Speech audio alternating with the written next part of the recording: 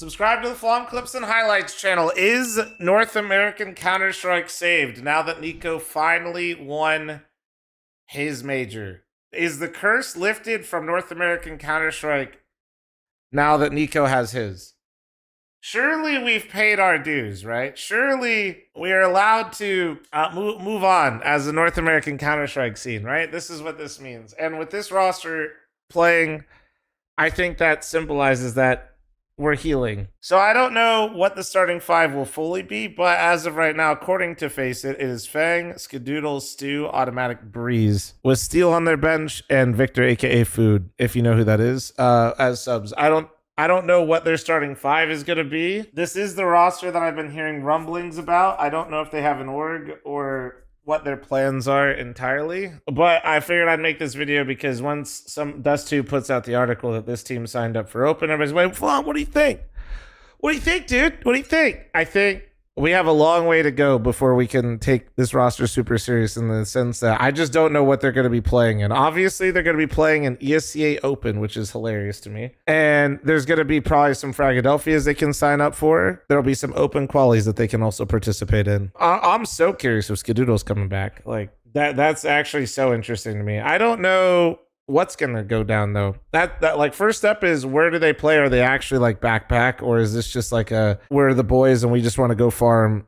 I feel like this is serious because I think fl0m is like still pretty hungry and is like constantly trying to play, and I don't really these guys don't strike me as the type to just like casually put this team together. But the Skadoodle one's kind of wild. I think right now the brutal reality is NA is definitely still got missing gaps and stuff like that, and these guys could probably, at least within the region, run it versus a lot of the teams, depending on how much effort they put back into it. I think something that can be hard sometimes for people to understand is, like, especially for Stu and Automatic, is the different pathways they went on.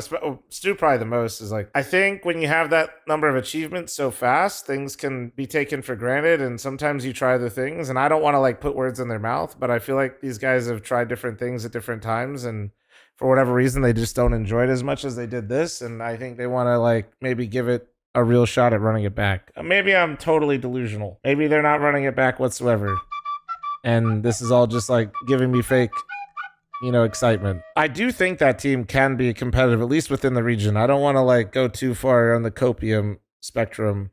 It really just depends on, like, I think the ability is there. It all comes down to their motivation. I think for a lot of those guys, what we ended up watching at the end is they weren't really sure what they wanted to do anymore. And that's not meant to give them a hard time. I think we saw like a couple of those guys, especially, where they felt like they should keep playing, but I don't think they knew what they wanted to do. And then they did some other stuff, and then like, I think they know what they want to do, and we'll see if they got anything left in the tank. That's how I would look at this, is just cautious optimism. I'm an NA fanboy at the end of the day. You're gonna tell me I see that team and I'm not at least interested and gonna watch their games? You're fucking crazy. Let me know in the comments below, like, if you guys are excited, who you guys think the actual five is gonna be, if you think this is just a fuck around team. Let me know what you guys think.